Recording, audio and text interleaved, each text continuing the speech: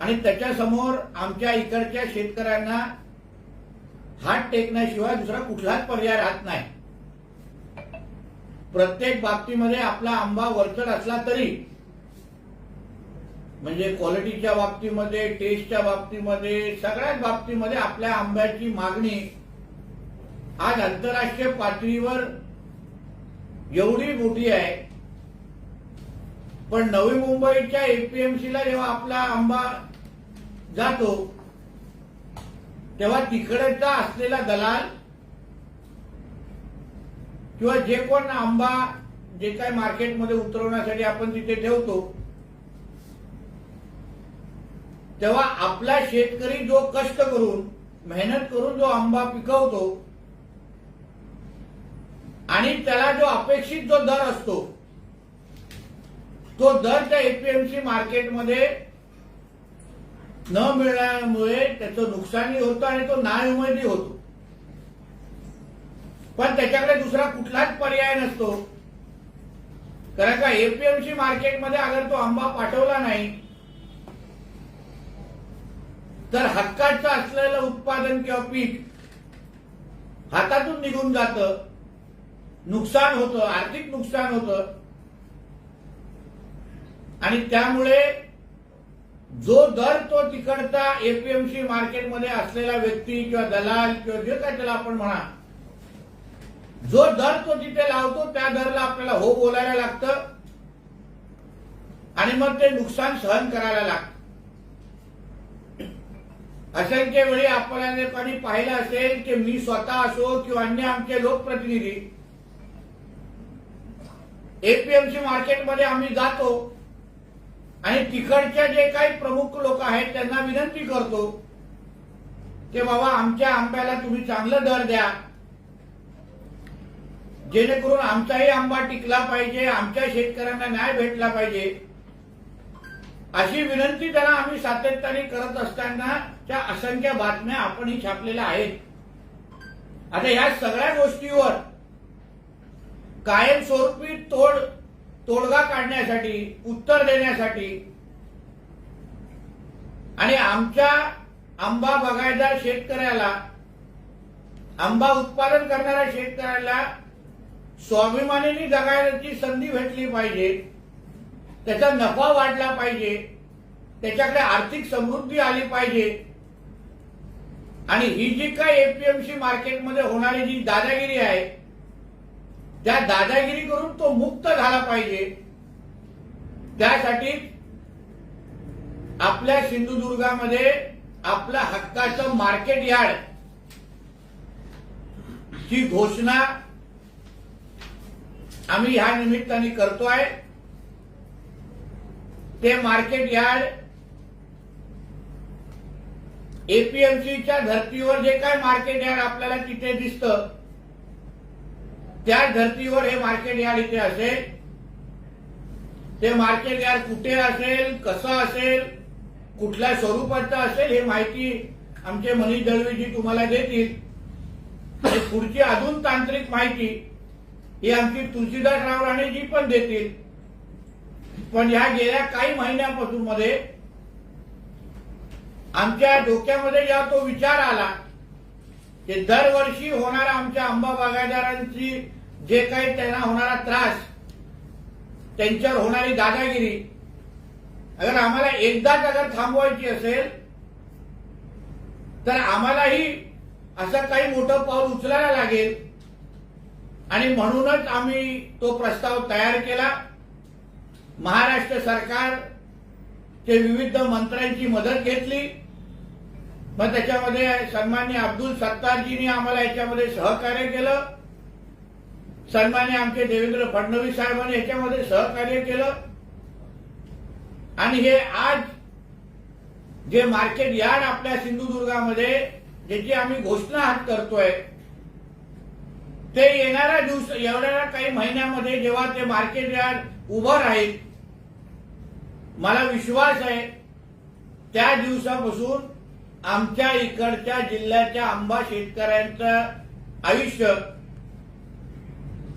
बदलण्याची तर निश्चितपणे सुरुवात होईल। पण ज्या पद्धतीने पश्चिम महाराष्ट्र आणि अन्य भागातले शेतकरी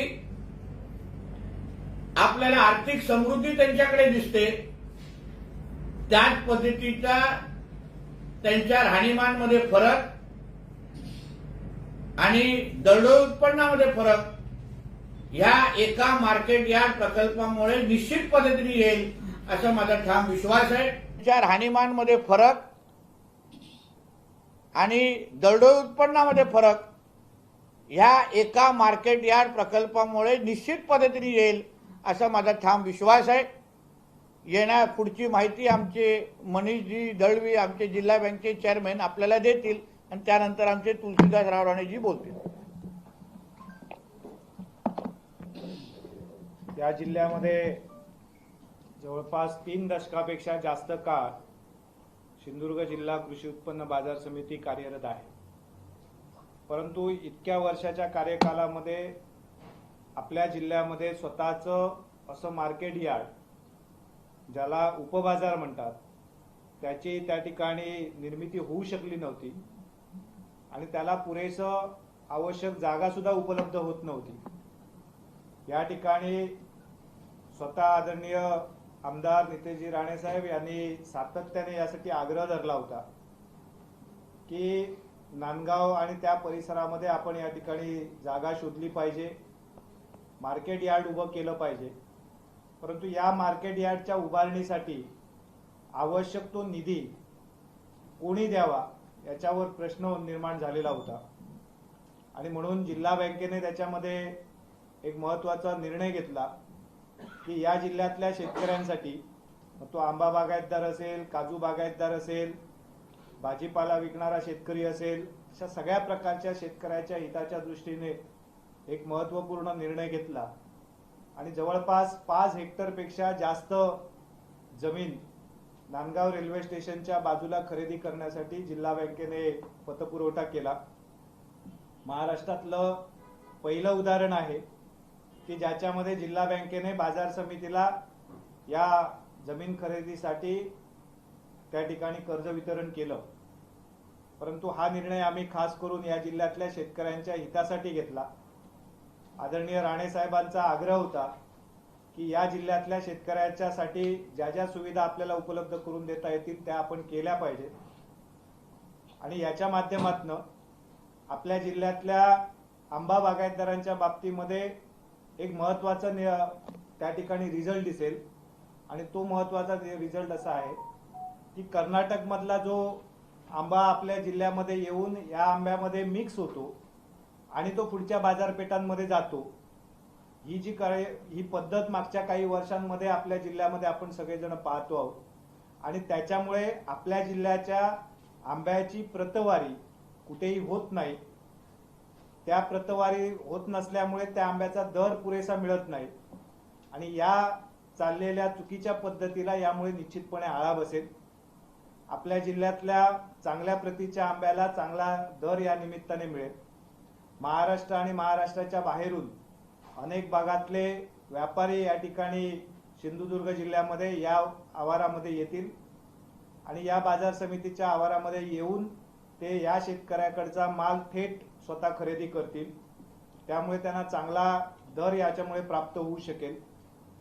बाहेरच्या जिल्ह्यातला भाजीपाला या आवारामध्ये येईल आणि तिथून तो आपल्या जिल्ह्यातल्या वेगवेगळ्या मार्केटमध्ये जाईल आणि त्याचप्रमाणे आमचा त्याच्या पुढच्या काळामध्ये काजू खरेदी आणि विक्रीसाठी सुद्धा त्या आवारामध्ये प्रयत्न चाललेला आहे आणि या सगळ्यामुळे भविष्यात मासे विक्री सुद्धा की ज्याच्यामध्ये जो एक्सपोर्ट होतोय त्याच्यामध्ये सुद्धा या बाजार समितीच्या आवाराच्या माध्यमातून विक्री व्यवस्था करण्याचा आमचा सगळ्यांचा प्रयत्न चाललेला आहे आणि म्हणून हा बाजार समितीचा आवार तयार होणं हे आपल्यासाठी सगळ्या सिंधुदुर्ग वासियांसाठी जिल्ह्यातल्या सगळ्या शेतकऱ्यांसाठी खूप महत्त्वाची गोष्ट होती आणि तो निर्णय आता आम्ही घेतलाय।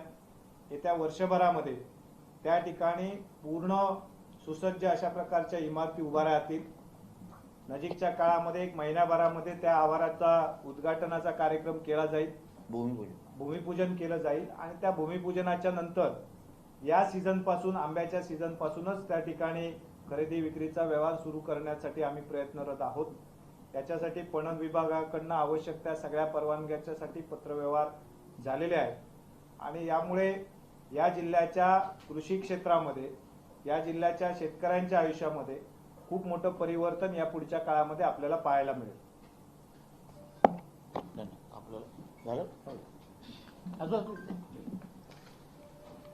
मी आधी सर्वप्रथम माननीय आमचे नेते नारायण राणे साहेब यांचे मी याच्यासाठीच आभार मानतो की मला माझं वय मला पहिलं विचारलं राणे साहेबांनी होतं, राणे तुमचं वय किती? तर मी म्हटलं 65 म्हटलं. मला म्हणले माझ्यापेक्षा खूप लहान आहात.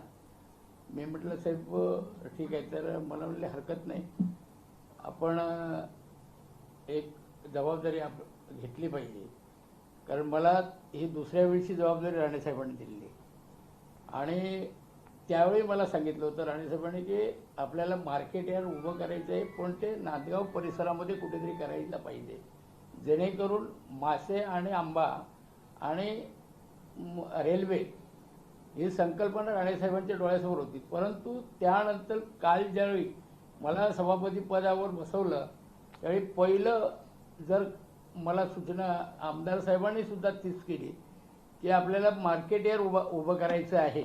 आपल्याला किती काय झालं तरी शेतकऱ्यांसाठी हे जे उत्पादित होणारा माल या आपल्या सिंधुदुर्गाचा आहे तो याच ठिकाणी इथेच तो विकला जावा आणि त्याला भाव चांगला मिळावा, यासाठी एक जागा तुम्ही बघा. ती सुद्धा कुठे?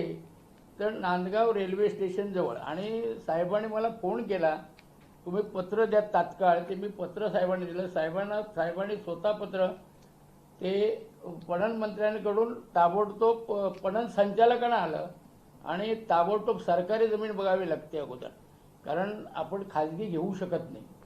सरकारी जमीन बघण्यासाठी संचालकांनी कलेक्टरांना पत्र दिलं. कलेक्टरने ताबडतोब प्रांत आणि तहसीलदारांना पत्र दिलं की तात्काळ तुम्ही सरकारी जमीन कुठे असेल त्या भागामध्ये, त्या परिसरामध्ये तिची पाहणी करा किंवा तिचा अहवाल तात्काळ सादर करा. मग त्यांनी मला वाटतं 15 ते 20 मी सुद्धा पाठपुरावा तिथे केला. त्या 15-20 दिवसामध्ये ती कुठेही जागा आपल्याला जी पाहिजे तेवढी ती मिळायची. 10-20 गुंठे अशी असायची. परंतु आपल्याला मार्केट यार्ड हे किरकोळ नाही. साहेबांची संकल्पनाच मुळात होती की मार्केट यार्ड हे किंबहुना सगळ्या सोयीयुक्त असं उपयुक्त असावं, शेतकऱ्यांना आणि व्यापाऱ्यांना सुद्धा अशा पद्धतीत असावं, म्हणून ती जमीन जरा जादा पाहिजे आणि रेल्वेला टच पाहिजे. का तर नांदगाव, मला त्याने हे सांगितलं, नांदगावला मला सुद्धा माहीत नव्हतं तिथे रोरो आहे, हे मला माहीत नव्हतं. मग तिथे एकदम जवळ एक मी जमीन बघत असताना एक असा सदग्रस्त मला भेटला की त्याने जमीन 12 एकर 12.5 एकर जमीन एका वाघेरच्या तमत्या राण्यापैकी घेतलेली होती आणि ती त्याने येणे केलेली होती. मी ती आणायच्या ती जमीन बघितलं, तो एकच माणूस होता, म्हणून मी ती जमीन एकच असल्यामुळे 7-12 एकर नाही ते 100 नाव असले तर खरेदी करत झालं नसतं. आणि ते तात्काळ आम्ही एक बोलणी केली. मी मनीष दळवीशी साहेबांशी बोललो आणि म्हणले हरकत नाही, फायनल करा. मग म्हटलं साहेब पैशाचा प्रश्न आहे. पैशाचा प्रश्न म्हटल्यानंतर बँकेमध्ये आम्ही तिघेजण बसलो आणि साहेबांनी मला बोलवलं आणि मनीष दळवींना सांगितलं आपण काही करून आपण ही जमीन घेतली पाहिजे आणि आपण पैशाची सोय बँकेकडून केली पाहिजे. मी म्हटलं हरकत नाही, तुम्ही जर करत असाल तर माझं काही हे नाही. मग ते ताबडतोब एक 1.25 कोटीला 12.5 एकर 4.91 म्हणजे 5 हेक्टर जमीन, ही जमीन अगदी प्लेन ग्राउंड अशी सुंदरपैकी जमीन तिथे आपल्याला उपलब्ध झाली. तात्काळ त्याचं टोकन दिलं आणि आता काल हे खरेदी खत आता काल 8/8/24ला आम्ही पूर्ण केलं आणि मला वाटतं एक 8-10 दिवसात 7-12 होईल. आणि आता साहेबांच्या आणि मनीष दळवींच्या कारण महत्त्वाचा विषय बँकेकडून, जसं मनीष दळवींनी सांगितलं की बँकेकडून कर्ज हे पणनकडून मिळतं, पण साहेब म्हणाले आपण पणनकडनं नंतर घेऊ कारण पणनला उशीर होणार आणि बँकेकडनं तात्काळ आपल्याला व्यवहार आणि लोकांची व्यवस्था करायची, म्हणून बँकेकडून तात्काळ हे कर्जाची व्यवस्था करून कर्ज मंजूर केलं. कर्जाचा DD सुद्धा तात्काळ आम्हाला मिळाला आणि आमचा हे फायनान्शियल झालं आणि आज साहेबांच्या मनातली संकल्पना आहे. मी म्हणेन की माझं सुद्धा भाग्य आहे, कारण तो भाग माझा आहे, कारण मी त्या भागातला आहे. आणि ती एवढी जागा मी ज्यावेळी खरेदी खत केलं, माझ्या सगळ्या संचालकांना 16 संचालकांना साईटवर नेलं त्याच दिवशी. तर ते म्हणले एवढे खुश झाले की अशी जागा आणि अशा एकदम ह्याची कुठेही मिळणार नाही. बाकीची सुद्धा काही येणे जमीन होती आणि ती कर्मधर्म सहयोगाने साहेब आपल्या याने ती चांगल्या प्रकारे जमीन मिळाली आणि चांगल्या रकमेत मिळाली. आणि जागाही आपण केव्हा तरी तुम्ही जरा पाहणी दोघांनी येऊन करा. आणि माझं मत आहे की ज्या साहेबांचं स्वप्न आहे आंबा आणि काजू, त्याशिवाय मासे आणि बांबू आणि लाकूडसुद्धा आणि इतरसुद्धा बऱ्याच आपल्या ज्या कोकणात पिकणारा जो माल उत्पादित होणारा शेतकऱ्यांचा तो तिथे येईल. त्यासाठी आता प्लॅनिंग साहेबांना सांगून मी प्लॅन म्हणजे एस्टिमेट चालू आहे ते मी साहेबांच्या अनुमतीने आणि मनीष दळवींच्या अनुमतीने ते घेईल. कारण याला कशी जमीन घेताना अगोदर 12(1) मंजुरी लागते जमीन खरेदीला आणि कर्जाला 32(1) लागते. ती सुद्धा पणन संचालकांना रितसर घेऊन हे सगळ्या केलेल्या आहेत. आणि आता सुद्धा जी मंजुरी आहे कशाला प्लॅनला, ती सुद्धा मी काल साहेब फोन केला, तुम्ही प्लॅन तयार करा तुमच्यावर बोलून आणि ते घेऊन या, आम्ही तुम्हाला तात्काळ मंजुरी देतो. आणि मग बाकीचे जे निधी आहे तो आमच्या साहेबांच्या माध्यमातून उभा राहून लवकरात लवकर जसं साहेबांनी सांगितलं आणि राणे साहेबांच्या माध्यमातून हे त्यांच्या नियंत्रणाखाली ही बाजार समिती ह्या शेतकऱ्यांना सिंधुदुर्गातल्या बऱ्यापैकी जे सुबकता आपली शाश्वत शेती जी आपण करतो त्याला मार्केट मिळवून देण्यासाठी आणि खऱ्या अर्थाने त्यांची आर्थिक सुबकता येण्यासाठी अतिशय फायदेशीर ठरेल असं मला वाटतं. आणि हे श्रेय सगळं जर जात असेल कोणाला तर आमदार नितेश साहेबांना जात आहे, त्याचबरोबर राणे साहेबांना जातं आणि मनीष दळवीनं जातं.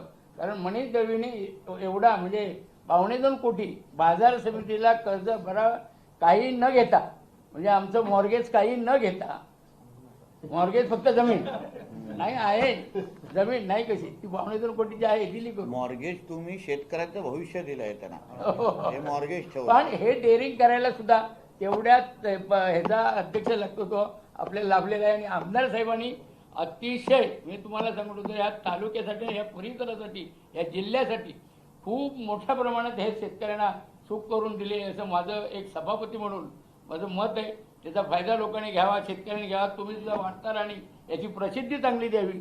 आणि हे लवकरात लवकर उभं कसं होईल याच्यासाठी तुम्ही सुद्धा जरा आम्हाला सहकार्य करावं ही अपेक्षा व्यक्त करतो आणि इथे थांबतो. धन्यवाद. आपले काही प्रश्न असेल तर विचारू शकतात याबद्दल.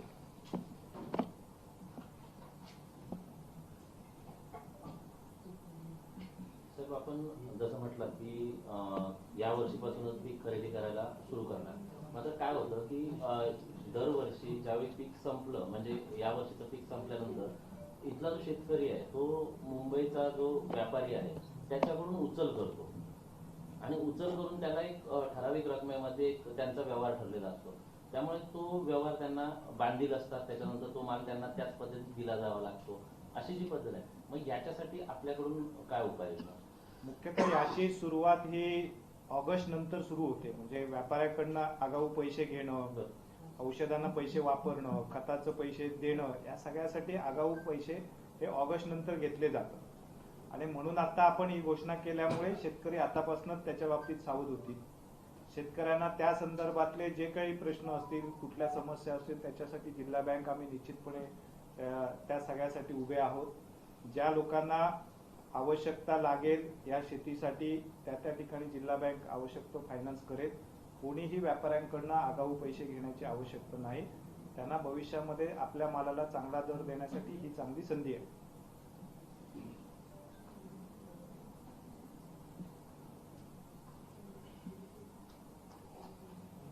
सगळी आता एपीएमसीची जी दादागिरी आहे ना ती थांबणार.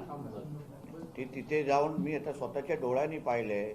आपल्या पेटी आंब्याच्या ज्या पेट्या असतात त्याच्यात काय नाही काहीतरी एक आंबा खराब असेल तरी पण त्याला एकदम तुटपुंज दर देणं, दादागिरी करणं. आणि आपला आंबा खरं म्हटलं तर आपला आंबा अन्य सगळ्यांच्या तुलनेमध्ये त्याला चव असतो, क्वालिटी असते, सगळं असतं. पण त्याला तुम्ही कधीतरी एकदा एपीएमसीला जाऊन तुम्ही बघितलात ना की ज्या पद्धतीने आपल्या आंब्यांना वागवलं जातं किंवा ज्या पद्धतीने हाताळलं जातं, तेव्हा तुम्हाला कळेल किंवा हे मार्केट यार्ड हे म्हणजे तुम्हाला बोलतो आपल्या पिढ्यानपिढी, म्हणजे आम्ही तर सुरुवात केलेली आहे, ह्याच्यानंतरच्या प्रत्येक पिढीला आर्थिक सक्षम बनवण्याच्या दृष्टिकोनातून ती इमारत आता कामाला येणार आहे. म्हणजे आपलं ट्रान्सपोर्टेशनचे पैसे वाचले, आपला तो दादागिरीचा त्रास वाचला, प्लस आपल्याला मार्केट पण आता इथे उपलब्ध होणार आहे. म्हणजे त्या निमित्ताने जे उलाढाल इथे वाढणार आहे ना ह्या जिल्ह्यामध्ये. हां, उदाहरण मी तुम्हाला पोद्दार शाळेचं देईन. इथे पोद्दार शाळा आल्यानंतर कणकोली पाहिजे, इथे कणकोली शहरामध्ये राहतात त्यांना विचारा, आजूबाजूच्या फ्लॅटचे रेट वाढले, इकडच्या लोकांचं येणं जाणं वाढलं, उलाढाल वाढलं. म्हणजे एकामुळे जे काय फरक पडला, तसंच आता पूर्ण जिल्ह्याचा पूर्ण मार्केट यार्डच अगर आपल्या जिल्ह्यामध्ये उपलब्ध असेल तर आता एपीएमसी वाल्यांना पण आता भीती वाटेल की त्याला विचार करायला लागेल की बाबा आता ह्यांना स्वतःचा पर्याय तयार झालेला आहे. पहिलं त्यांना कसं वाटायचं, आमच्याकडे नाही ना, चल तू कुठेच जाऊ शकत नाही. ही जी काय त्यांची दादागिरीची मानसिकता होती ना, आता ही ह्या निमित्ताने तुटणार की आता ह्यांनी स्वतःचं मार्केट यार्ड उभं केलेलं आहे. आता ह्या लोकांना आपण पाहिजे तसं वागू शकत नाही. हा जो काय आत्मविश्वास आपल्या शेतकऱ्यांमध्ये आता निर्माण होईल ना, तो निश्चित पद्धतीने आपल्या इकडच्या अर्थकारणासाठी फायदेशीर आहे. दैनंदिन भाजीपाला वगैरे त्याच्यात असणार. हो, तो पण असणार. त्याच्यामध्ये हे इतर जिल्ह्यातनं जो येणारा रोजचा मार्केटमध्ये येणारा जो भाजीपाला आहे ना, तो आज स्वतःचा आवार नसल्यामुळे तो थेट मार्केटमध्ये जातोय. भविष्यामध्ये तो त्या बाजार समितीच्या आवारात येईल आणि तिथून तो इथल्या सगळ्या मार्केटमध्ये जाईल. मग कोंबडी असतील, अंडी असतील, भाजीपाला असेल, कांदा असेल, कांदा असेल, म्हणजे हे सगळी आपल्या कृषी उत्पन्न बाजार समितीला पण एकंदरीत आर्थिक सक्षम करण्याच्या दृष्टिकोनातून हा प्रकल्प फार महत्वाचा आहे. कारण आता ज्या पद्धतीने आपली कृषी उत्पन्न आता हे कसे चालवतात, हे अनुभवी माणसं आहेत म्हणून ते सक्षम पद्धतीने नेतृत्व करतायत. पण काटकसरने ह्या लोकांना चालवायला लागते. आता मार्केट यार्ड आल्यानंतर आपली कृषी उत्पन्न बाजार समिती ही संस्था पण स्वतः आर्थिक सक्षम होईल. ह्या दृष्टिकोनातून हा प्रकल्प फार महत्वाचा आहे. कोकणातील पहिलं असेल. हो, डायरेक्ट एपीएमसीलाच आहे, मध्ये काहीच नाही आहे. पश्चिम महाराष्ट्रामध्ये आहेत पण आपल्या कोकणामध्ये आमच्या माहितीप्रमाणे तर नाही आहे. आणि आम्ही पूर्ण प्लॅन हे अनुभवी यांचे आता मला वाटतं VC आहे RBI बरोबर, पण हे ह्यांचा जो प्लॅन आणि स्ट्रक्चर विक्चरचे पण तुम्हाला लवकरच आम्ही प्लॅन तुम्हाला दाखवू. आम्ही ते सगळे त्यांच्याबरोबर बोलणी चालू आहे. म्हणजे एक्सपर्ट लोकांकडून ज्या लोकांनी मार्केट या डिझाईन आतापर्यंत केलेलं आहे त्यांच्याबरोबर बोलणं मनीजींची सुरू आहे. तो पण एकदा प्लॅन बिन तयार झाल्यानंतर आम्ही तुम्हाला तोही प्लॅनचे फोटोग्राफ आणि सगळ्या प्लॅनचे सगळे PPTV दाखवू. ठीक आहे, धन्यवाद. जय हिंद, जय महाराष्ट्र.